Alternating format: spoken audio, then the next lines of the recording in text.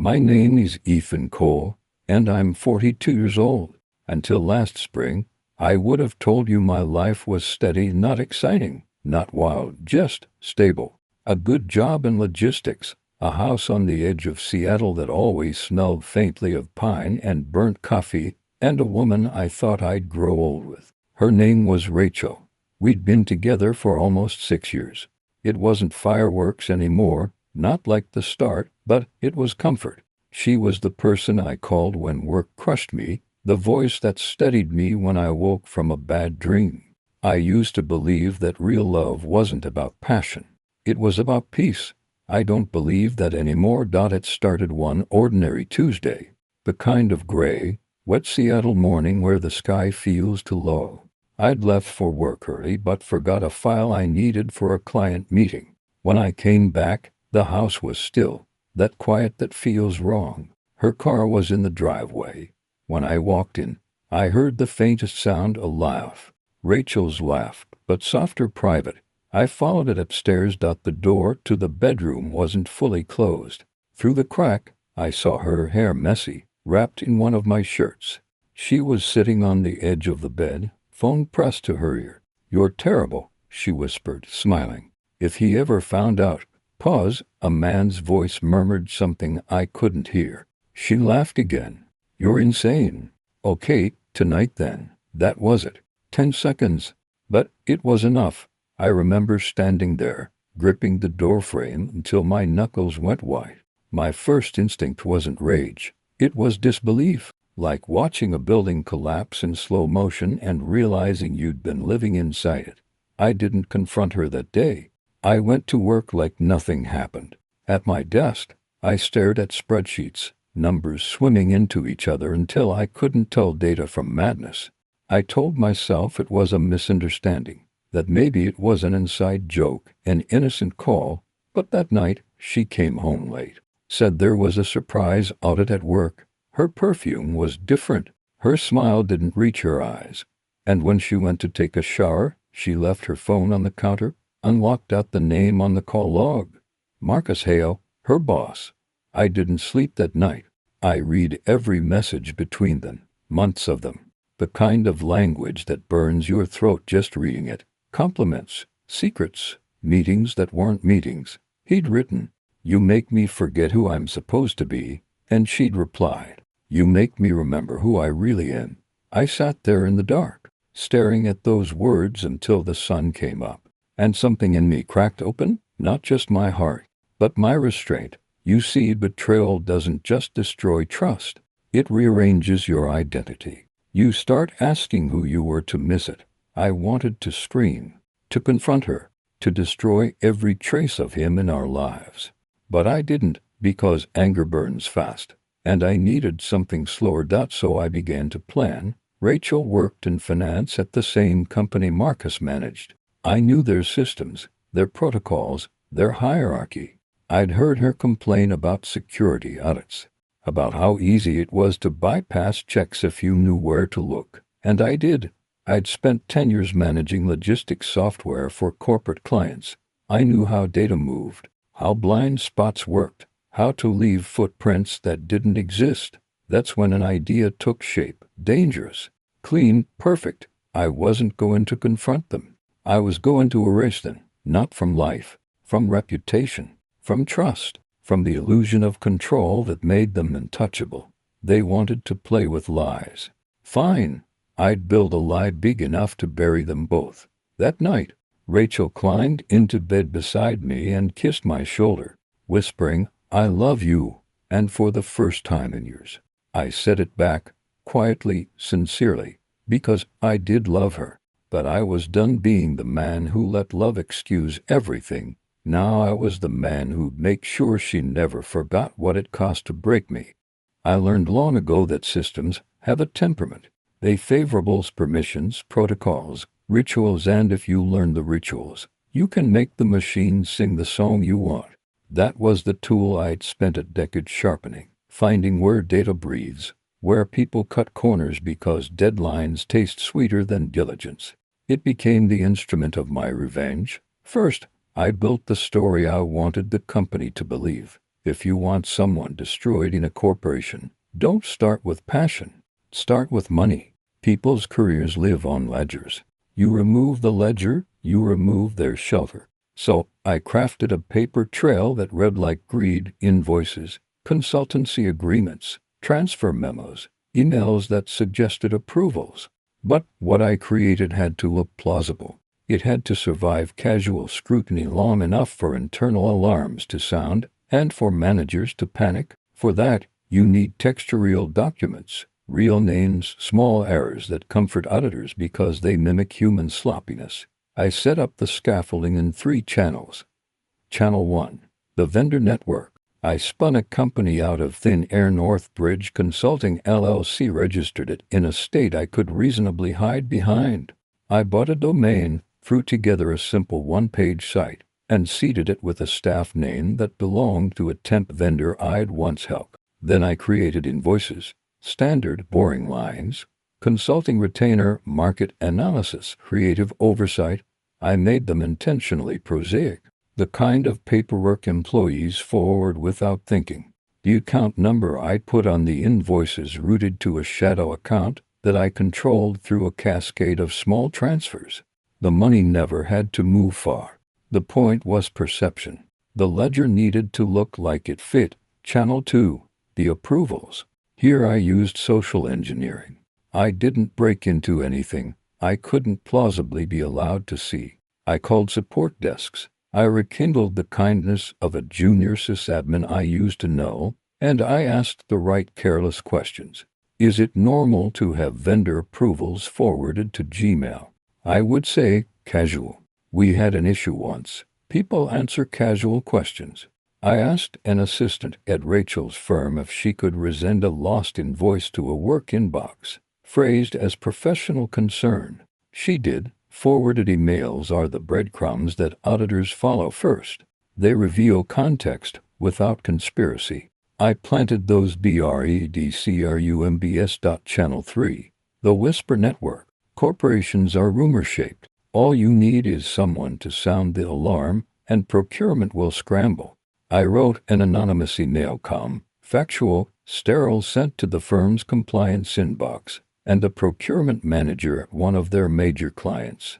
I attached a sample invoice, the public registration of Northbridge, and a short timeline showing vendor payments clustered at odd intervals. No accusations, just data. My message read like a client doing diligence.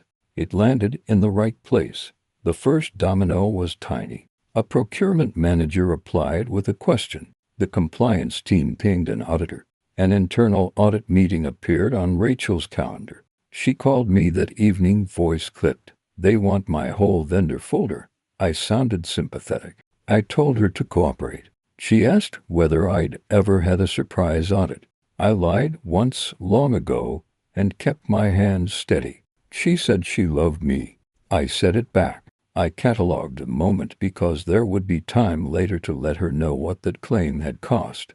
Once the firm started internal checks, human clumsiness did more of my work than I could have. People forward things in crisis that they would never forward asleep. They shift blame into mails. They write defensive notes that make them sound culpable.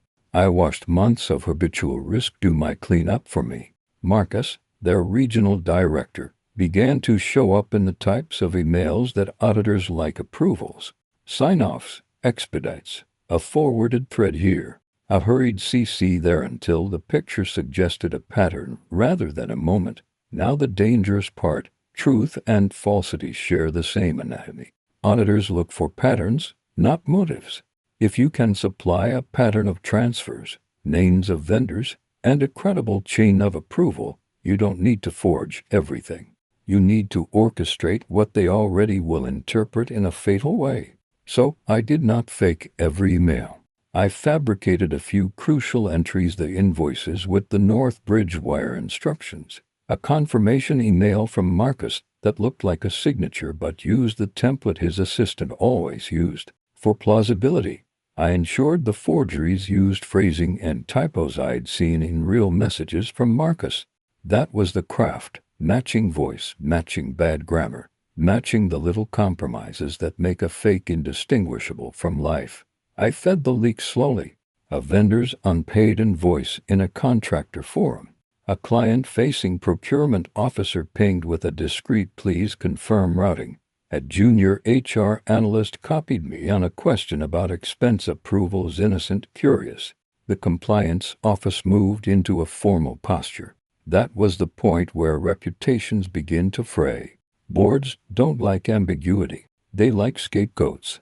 If the narrative shapes to present a pattern of favors to a shadow vendor, the board's instinct is to cut the exposure and move on. That was my hope. Let them cut the limb that moves easiest. But I didn't just want them to cut the limb. I wanted them to amputate with guilt in their mouth. So I added a personal sting that would not be obvious as contrived, but painful all the same. I arranged for a printed bundle photographed receipts. A photo of Rachel at a client dinner laughing with Marcus. A copy of an invoice with North Bridges routing that I had anonymously mailed to a community newsletter for the company's employees. Not salacious, just a neat packet, dry and unadorned, that read like a business inquiry. HR's internal gossip machine does the rest. People started looking at Rachel differently. She called me late that night, voice cracking. "They're talking." I told her to breathe and cooperate. I asked about dinner the next night. She said maybe. I booked nothing. The cascade accelerated in the small bureaucratic ways I'd planned. A client delayed payment pending vendor verification. A contract was put on hold. Marcus' name appeared in an internal memo as part of a procurement review. He sent a terse email that read like heat fleeing his composure.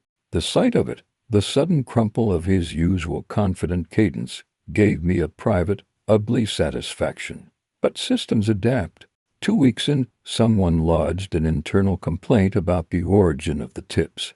Legal sent a friendly but direct note to the compliance inbox, asking whether they'd received anything anonymous. The tone of that letter felt like a threat to me, an inquiry into whether someone was manufacturing evidence. If my fingerprints were on the forgeries, they would eventually find trace. So I covered what I had to. I removed the most direct links to my machines, scrubbed access logs where I could, and shifted any remaining hard files through intermediaries. I set up a false trail that led to a disgruntled temp at a vendor, someone who might plausibly have uploaded invoices in a fit of fury. If an investigation narrowed on a person, that could be an explanatory narrative for the company to pick up, from which they could pivot to damage control without criminal referral. But I wasn't content with pivoting. I wanted burn. The moment I knew we had momentum was small and terrible. Rachel came home with her eyes rimmed red, a folder in her hands. "They froze my approval," she said. HR intercepted one of my emails. "They asked me to explain how I approved this payment." She looked at me, then a question without accusation. I thought of the nights when she'd said she loved me, the soft "you're terrible" to Marcus on the bed. I wanted to say nothing and watch the machine do its work. Instead, I took her hands, and my touch felt like a lie. I'd expected to feel victory then, exposed cheaters, public shame, lines in the sand. Instead, I felt the first small flutter of doubt. When you pull the thread, you don't just see the fabric unravel, sometimes you see the pattern beneath it, the relationships that held people together. The temp who'd been cut was a father of 2. The procurement manager had a mortgage in a neighborhood rife with its own worries.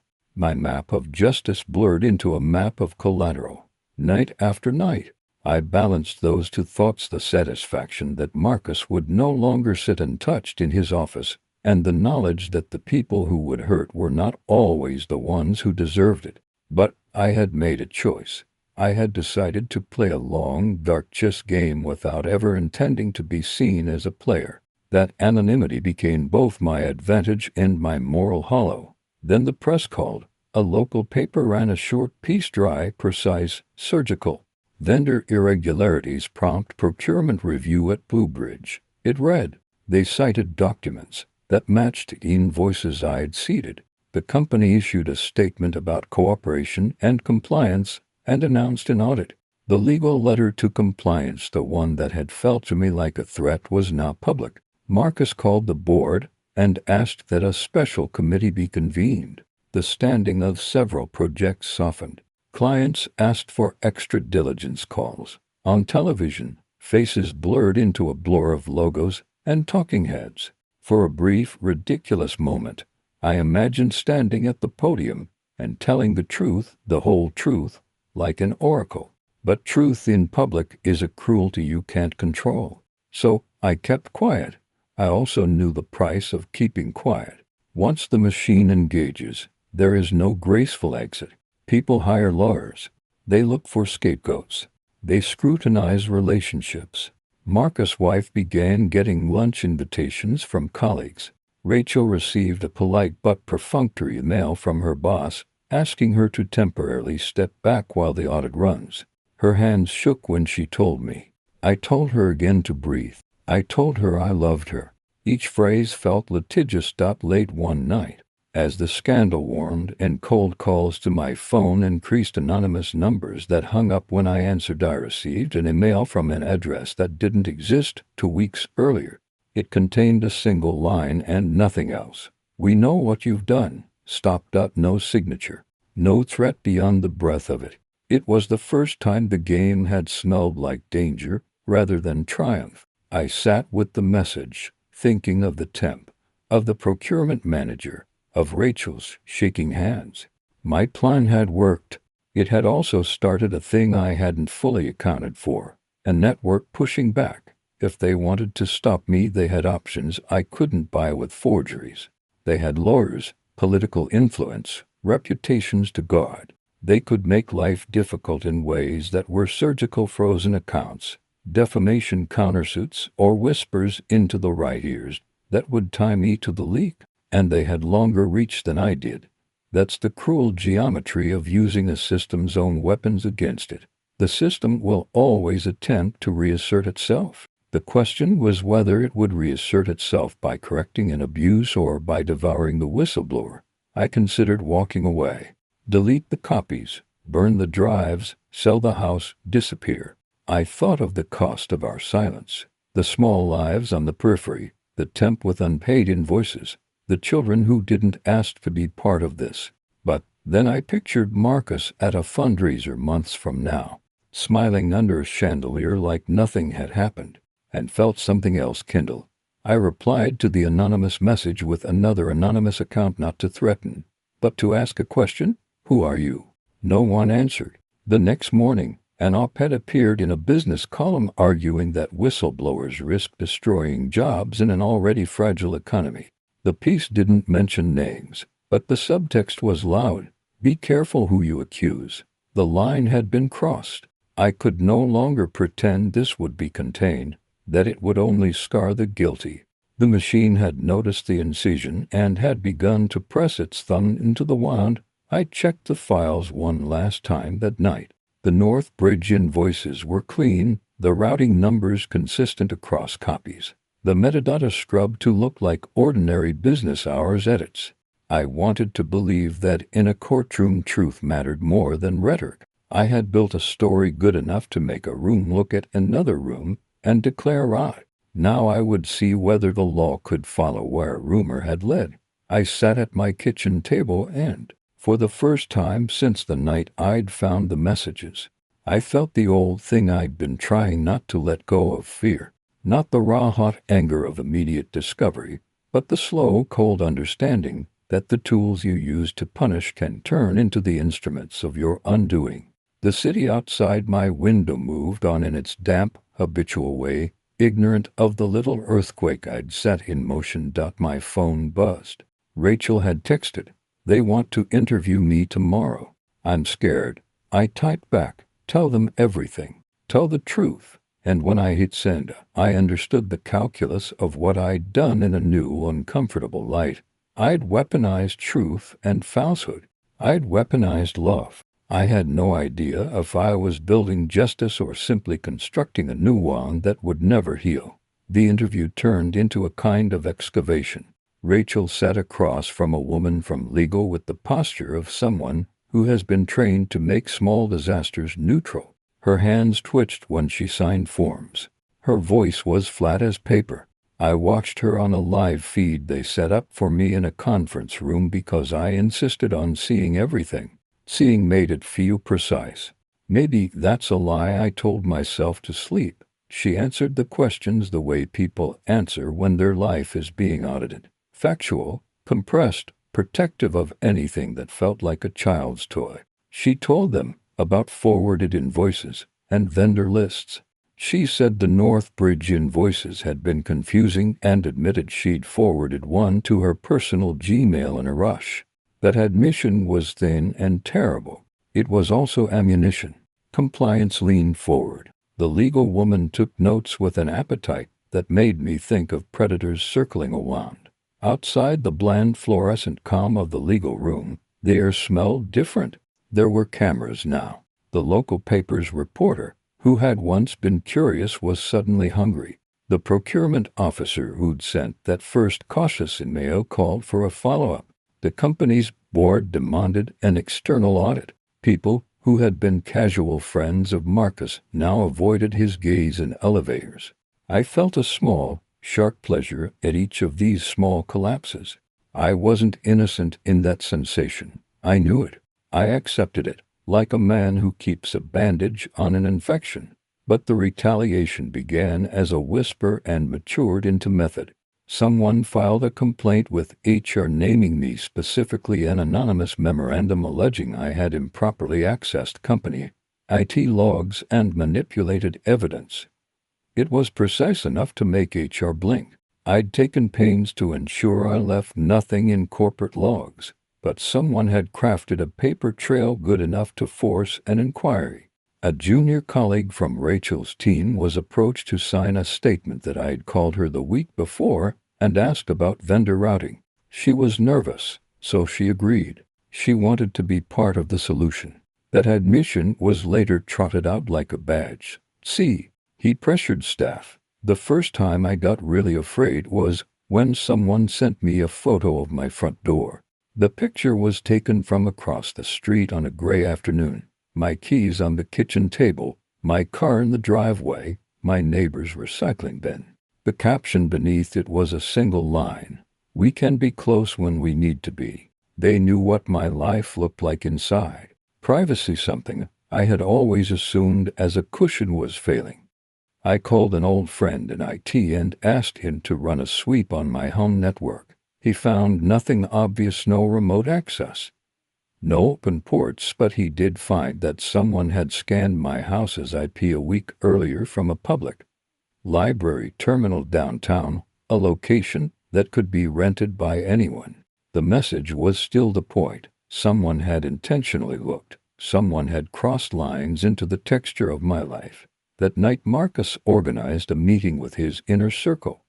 He gathered the people who matter in a room that smelled of polished wood and autographed vinyl. Records. Marcus was pale but animated. He spoke in a way that suggested someone rehearsed for an audience he could control. He issued a paper, an internal memo that did not name me but painted the leak as sabotage. He suggested that the firm consider legal action against malicious actors. He used the word vendetta, small poisoning term. He wanted the board to see me not as a truth teller but as a man with a grudge. Public relations moved in the way PR moves, quietly arranging damage. See. Entrol, contacting major clients, drafting statements. They crafted a narrative that emphasized process, cooperation, and the inevitability of human error. They did not seek to disprove the invoices. Rather, they sought to change the temperature of the room so that the story could be contained. I countered where I could. I sent more documents, strictly the ones that tied transactions to real accounts and real people, anonymously to journalists who'd expressed skepticism.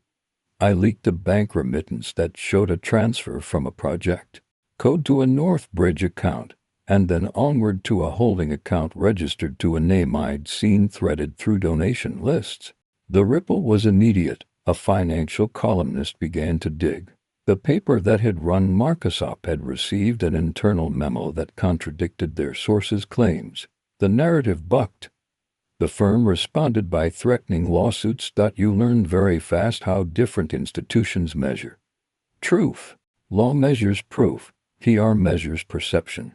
Journalists measure interest. I tried to keep the equation balanced and prove to the public that could not be easily recontextualized, while leaving enough ambiguity to frustrate legal counsels who wanted airtight cases. That balancing act required me to be cold because nuance is a luxury when there are reputations on the line.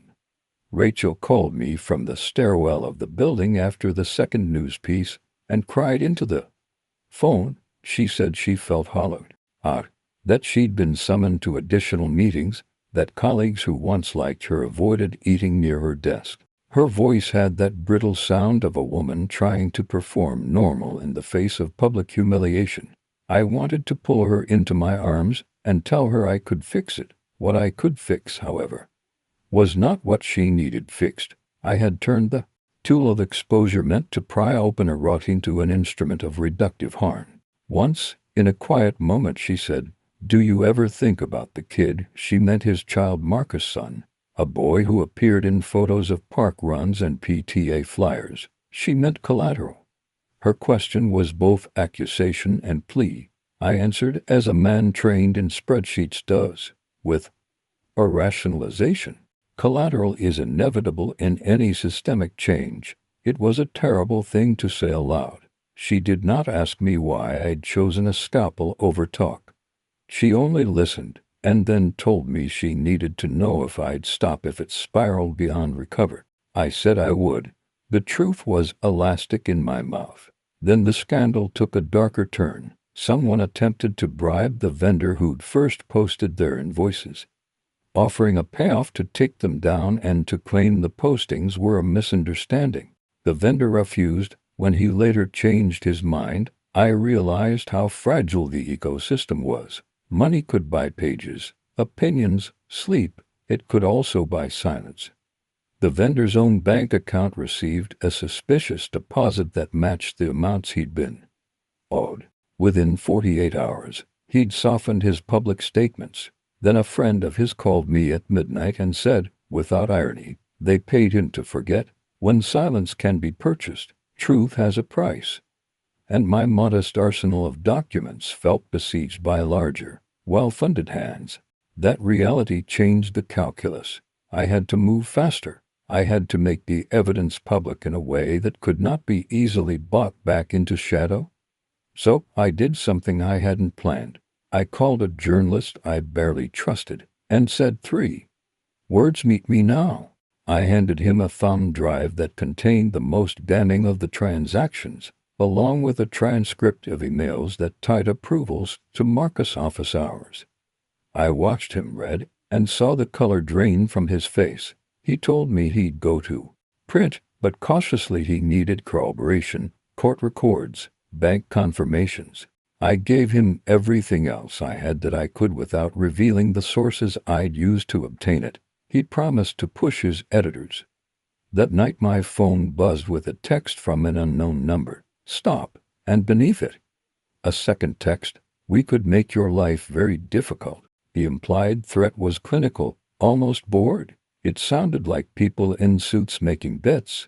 I did not stop. I couldn't stop. The work had become an act of identity as much as revenge. It was proof that I could still move the world, however small the tremors, however fragile the victories. But there was a cost. I started to lose trust in the things I'd once held dear. Conversations that had been easy about groceries, about the neighbor's dog, now felt like code. I began to see motives in smiles. I stopped taking simple pleasures. At the store, when I saw father carrying his child, I felt a thud of something like guilt. I had altered the lives of people who had done nothing more than be close to the guilty. And then, one morning when it had all shifted to a fever pitch, the board considering suspension, the press calling Marcus' wife walked into my office building. I almost dropped my coffee. She looked hollowed out, a practiced smile that did not meet her eyes. She asked if I had a minute to speak. I agreed because I was a man who never refused the possibility of truth being offered, even from an enemy's mouth. She sat across from me and said, simply, "We're losing everything." She said it like a confession that had been building in her for months. She asked me if there was anything I could do to stop the cascade. She was not asking to save Marcus. She was asking to save the child, the mortgage, the simple human scaffolding of their life. For the first time since my plan began, I felt a fissure open under my feet, real, not theoretical. I told her the sort of things I told people in a crisis: be honest, cooperate, prepare for fallout. I wanted to tell her the truth, that the evidence I'd shown to the press had forced the hand of people who could not be bought without consequence. I wanted to tell her that the path back required acknowledging that some things had been wrong. I wanted to say that I didn't enjoy the destruction, that I had a different motive once. But the language of apologies is slippery when your hands are still full of the instruments used to punish. She left, and the hallway felt colder. A day later, a story ran that got the company to issue a formal suspension for Marcus pending investigation. The rhetoric shifted. We are cooperating to the fullest extent, but the suspension was a public mark, not a conviction, but a stain. That evening, an envelope arrived at my house. Inside was a single photograph: Marcus and Rachel, at a charity gala months earlier, laughing with arms around each other. It was a small, clinical accusation wrapped in paper. No message, no signature, just proof that intimacy had been broader than I'd first known. I held the photo and felt something like nausea. I understood how wars escalate. Tit for tat becomes a ladder that no one can climb down. My rationalizations, justice, exposure, accountability, began to sound lopsided against the images accumulating on my table. I hid the photograph in a drawer. I turned off my phone. Night swallowed the neighborhood, and, with it, a small certainty. I'd had that my life would be returned whole when the work was done. It would not. The tidal pull of consequence runs both ways. The next morning the reporter called and said, quietly, "We're going to run. We have corroboration from an independent audit firm." The voice at the other end of the line sounded like a bell tolling. I felt the room tilt. We were past the point of no return. I walked to the window and looked out at the street. People hurried by with umbrellas. A child dragged a plastic toy and laughed. The world went on in the ways worlds do. The ledger I had started to balance would not add up into a neat justice. It would become a history of fractures. I sat down, put my hands on my knees, and for the first time in months asked myself a question I'd been avoiding. What happens after they fall? Who rebuilds? Who pays for the work of cleaning up ruins and making normal again? I didn't have a comforting answer. I had only the knowledge that once you light a match under an institution, you cannot control what it burns and who will be left with ash in their hands. The night the piece ran felt like standing under a rain of glass, sound everywhere, shards cutting the light. The office monitors lit up with feeds. The local anchors said words that tasted like finality. My name wasn't in the headline. Not yet. The article kept the focus tight on transactions and audit findings, the clean language of consequence. But the undercurrent was unmistakable. People pointed fingers, reputations trembled, and the world rearranged itself to fit a new narrative. After the story, the firm moved with a practiced ferocity. Marcus was suspended pending investigation. Rachel was placed on administrative leave. Contracts were paused. Clients asked for reassurances. Vendors scrubbed invoices. Legal teams mobilized like ants when the sugar jar tips. They sent lists of demands, subpoenas, requests for source material. They wanted the origin of the leaks. They wanted accountability, but not the kind that pierced boardroom skins. They wanted a scapegoat. They began to look for me. It happened in small, chilling increments. An email from corporate counsel requesting a meeting about recent irregularities arrived at my inbox and was CC'd to a handful of internal accounts. A paralegal called my work line asking if I could come in to clarify some discrepancies. The tone was polite and clinical, and the implication was sharp. Either you cooperate with us, or we make sure everyone knows you were the source. At home, the pressure was more intimate. My neighbor, a man we'd shared coffee with on weekends, stopped smiling. The barista who used to hand me my usual without a word now asked if everything was okay, eyes skimming my face as if looking for guilt. My sister emailed to say she'd had an odd call from an unknown number asking about me. Even the dog seemed to sense the shift. He would not settle at my feet the way he used to. The social field around me convulsed. I met with Claire in a small room that smelled faintly of coffee and the bureaucratic antiseptic of government buildings. She told me the bureau had enough to justify an inquiry. She said that Keen's network was deeper than I'd traced and that I should be careful. They're not just lawyers, she said slowly. They have counsel who knows how to make life difficult. It's not always illegal. Sometimes it's just unbearable. I wanted to ask whether the unbearable could be a form of victory. Instead, I asked about protection. She shrugged in that weary way investigators do. We can offer advice, keep you informed, but you chose to go into this alone. There are limits to what we can do. Limits. The word kept me awake that week. I began to feel like a man perched on a ledge, watching a city that could either catch him or let him fall. I thought about walking away, about losing everything and finding consolation in small, hidden towns where no one knew my name. But the thought of Keen in some quiet glory, his donations intact, his name untarnished, felt unbearable in a different way. I had lit a fire I could not now unsee. Then the retaliation became less abstract and more surgical. My bank account was flagged for an audit, a small, bureaucratic inconvenience that translated into frozen transfers and delayed payments. My employer called me in and asked for an explanation about outside activity that might affect my work, or wanted to see my browser history and my device logs. They asked gently whether I had breached company policy. The implication hung like a noose.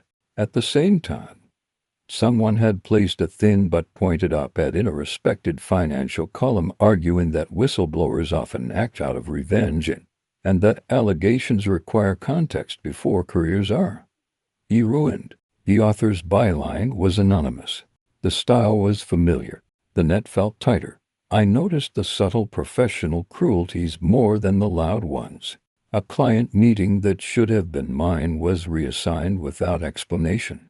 An invitation to speak at a logistics roundtable quietly never arrived. Small reputational nudges nobody could point to as a deliberate act, but all pointing in the same quiet direction. Distance me, isolate me, make me less able to resist. One night, a plain envelope appeared on my porch. Inside, a single Polaroid. My house, taken from the side street, the frame capturing the window I slept beside. On the back, one word written in block letters. Stop. No signature. No flourish. Just a command. Fear is a practical thing. It focuses the mind. I started taking reasonable precautions. Different routes to work, burner phones, encrypted drives taken offline and moved to safe deposit boxes. I stopped posting on social media. I stopped going to the cafe on Friday mornings. Privacy went from a habit to a strategy, but the more they pushed, the more my sense of justice hardened. People who profit from networks that exploit trust should not be allowed to rearrange the world and walk away unscathed. My initial anger had expanded into a conviction. Structures built on secrecy and collusion rot everything they touch. If exposing them caused pain, it was the pain of repair. I told myself that, and sometimes I almost believed it. The next blow cut closer. An anonymous complaint surfaced at my company alleging misuse of client data.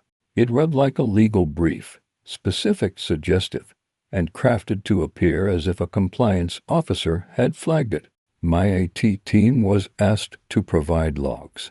My manager called me in to ask uncomfortable questions about my security practices. I handed over clean reports. I'd covered my tracks meticulously. But the accusation was now a matter of record, and records have weight.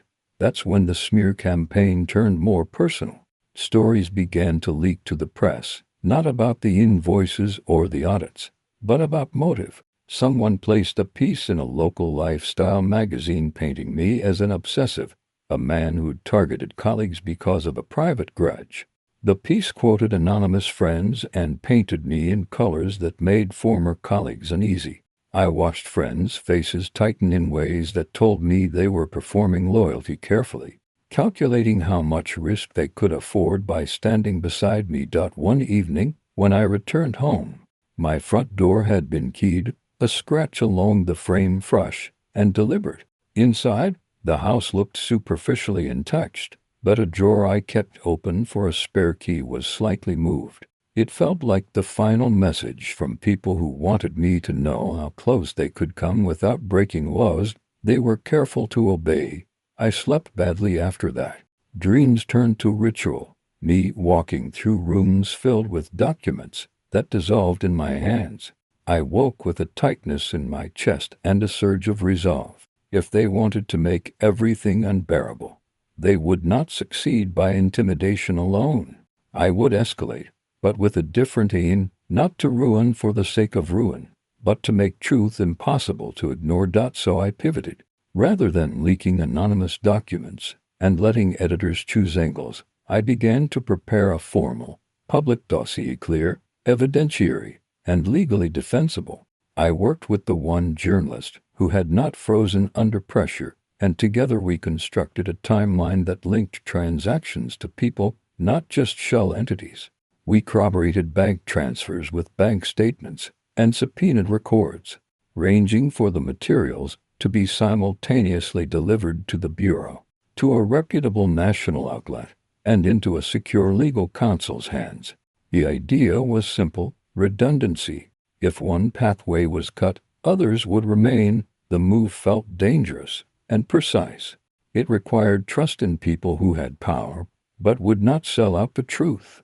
It required me to become visible enough to be credible, but unpredictable enough to avoid easy suppression.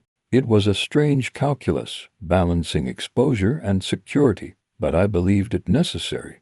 That week, the national story ran. It carried names and dates and the kind of weight that local columns could not muster. It was not sensationalist. It was methodical. Team's network was named. Marcus' role was described with invoices and sign-offs. The language used was clinical, like a surgeon announcing what the scalpel had cut. This time the reaction was different. The board could not merely shuffle PR statements or quietly buy silence. Federal investigators, prompted by public outcry and the clarity of the dossier, opened a preliminary inquiry. Keen's donations were put under review. Major clients paused relationships pending formal audits. The power around them wavered. But the victory was not clean. In the wake of the story, someone published private emails of mine, not the ones I'd used, but personal notes, messages to friends that showed the bitterness of a man undone. The cost of transparency arrived in the currency of embarrassment and psychological erosion. People I loved received angry calls. My sister's phone rang with questions she did not want. The collateral spread outward like oil. I sat on the edge of my couch and realized, with a clarity that terrifies and consoles in equal measure, that I had become the instrument I once despised. I had used the same mechanisms of secrecy and leverage to create a new narrative. The line between expose and vengeance had blurred into a stubborn gray. Claire called that night. She sounded tired but direct.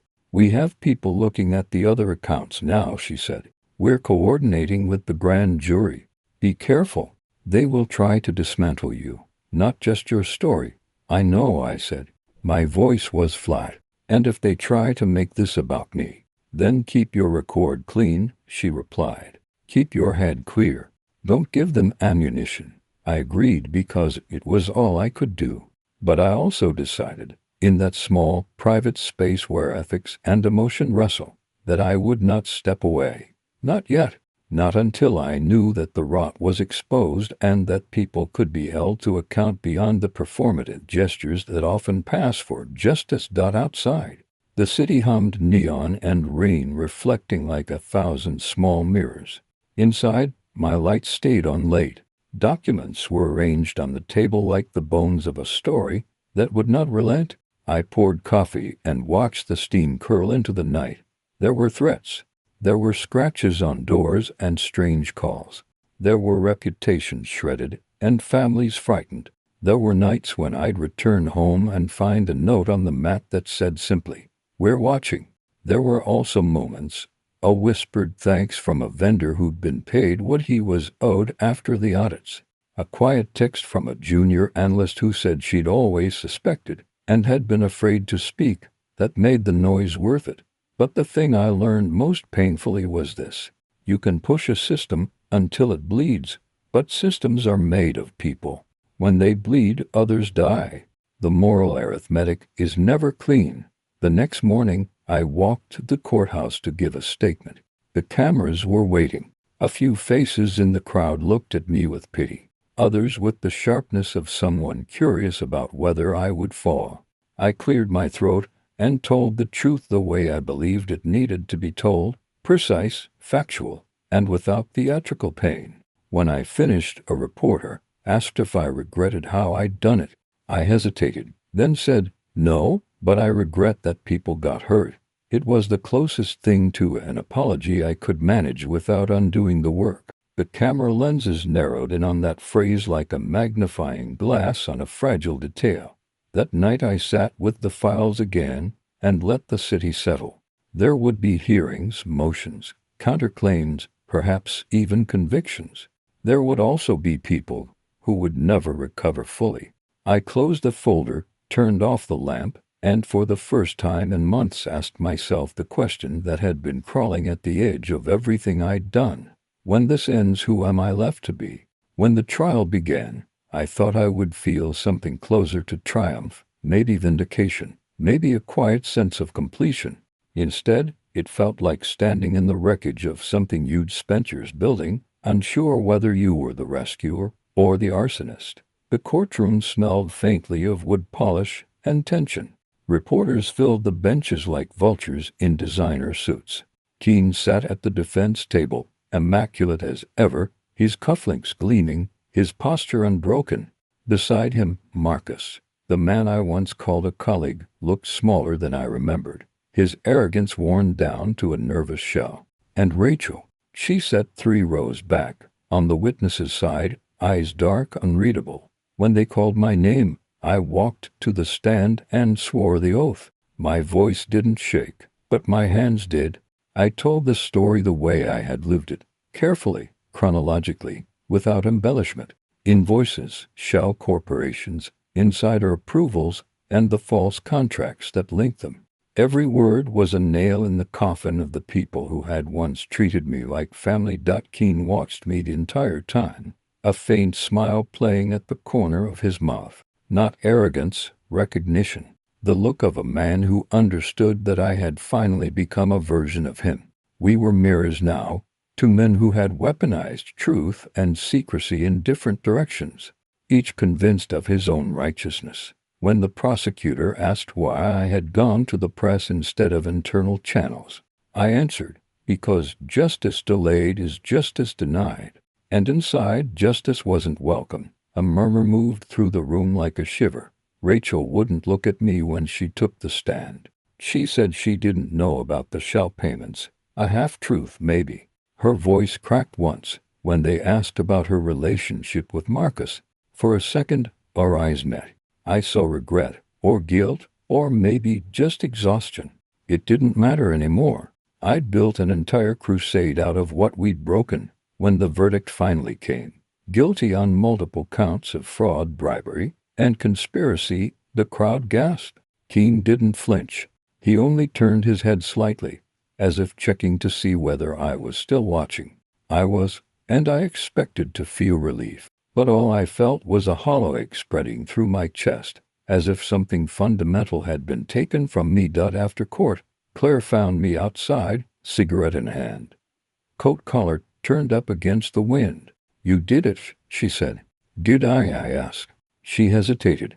"Then, sometimes justice looks like ruin." I walked home that evening through streets slick with rain. The city buzzed to cars' sirens, neon lights bleeding into puddles. Somewhere, a street musician played a slow, broken tune on a saxophone. The sound drifted like smoke, mournful and almost tender. When I reached my door, I paused. The scratches from weeks ago were still there, faint but visible, scars on wood. Inside, the house was silent. My laptop blinked with unread messages. Journalists wanting comment, lawyers offering consultation, strangers sending hate and praise in equal measure. I closed the lid. I couldn't read any more. In the kitchen drawer, I kept a small photo. Rachel and I smiling on a pier, sunlight tangled in her hair. For a long time, I'd kept it out of sight, buried beneath receipts and broken pens. That night, I took it out. I looked at it until my eyes blurred. I realized that everything I'd done, the exposure, the strategy, the vengeance, had started with that photo, with believing that love could be an anchor. And when that anchor failed, I had replaced it with something colder, the pursuit of justice, or maybe just control. The two had blurred until I couldn't tell which was which. Weeks later, Keene's empire collapsed. Marcus disappeared overseas. Rachel left the city. Someone told me she'd taken a teaching job 2 states away. And me, I stayed, not out of pride, out of necessity. Someone had to remember what really happened, unpolished, unsimplified. Because that's the real cost of betrayal, not the loss of love, but the loss of simplicity. Afterward, everything you touch feels like evidence. Sometimes, late at night, I still see her face in dreams. Not the Rachel who lied, or the one who cried on the stand, but the woman who used to laugh quietly when I burned the toast. The one who made mornings feel light. And in those moments, I wonder if revenge was just another form of staying close. A way to keep her ghost tethered to mine so I wouldn't have to admit that she was gone long before I destroyed her life. The city outside my window keeps moving, indifferent, endless. And me, I write, I walk, I breathe. But deep down, I know one thing will always remain true. She broke my heart once, and I've been breaking the world ever since. The end.